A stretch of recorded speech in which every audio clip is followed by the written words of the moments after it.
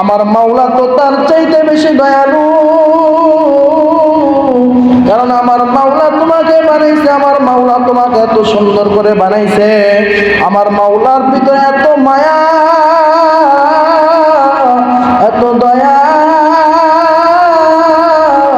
বান্দা তুমি যখন একবার মাওলারে মাওলা বলিয়া ডাকবা, তুমি হাজারো গুনাহ করো না কেন, হাজার অপরাধ করো না কেন, আমার মাওলা তোমাকে মাফ না করিয়া পারবে না। জোরে বলেন না ঠিক কিনা?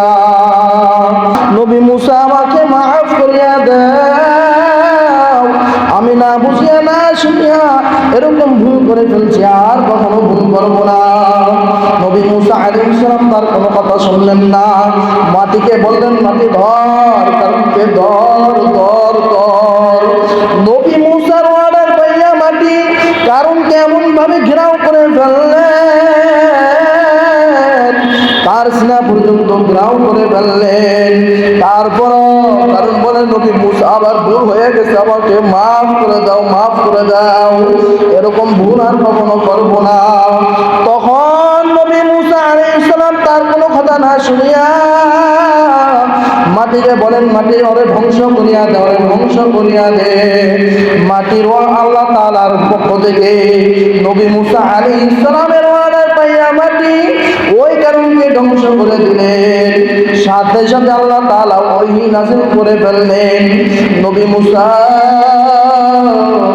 যে সময় কারণ বলে নবী মুসা আমাকে বাঁচাও, আমাকে বাঁচাও, আমাকে মাফ করিয়া দাও, ওই সময়ের ভিতরে যদি একবার বলতো মালিক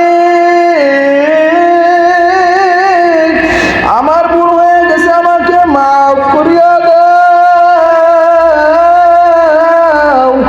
আমি মাওলা কারণকে মাফ না করিয়া পারতাম না। কারণকে বানাইছি তো আমি মাওলা, কারণকে চক্ষু দিছি আমি মাওলা, কারণের চেহারা দিছি আমি মাওলা, কারণকে দুনিয়াতে পাঠাইছি আমি মাওলা।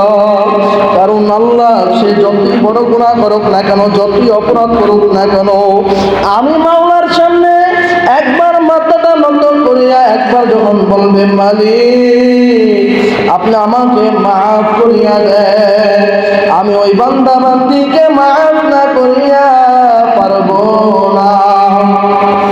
এই জন্য আমরা বেশি বেশি করিয়া মাওলার দরবারে চোখের পানি পালাইয়া মাফ চাবো, সব সময় মাওলাকে ডাকবো, সব সময় বলবো মাওলা ভুল হয়ে গেছে, আমাকে মাফ করিয়া দেন।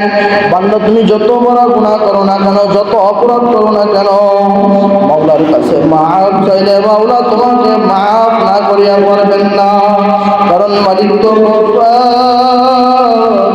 মালিক তো সত্তার, বড় বড় নাফরমানকে মাওলা তারা মাফ করিয়ে দিতে পারলে, তাহলে আমরা তো আখির নবীর উম্মত, আমাদেরকে মাওলা তাআলা মাফ না করিয়া পারবে না।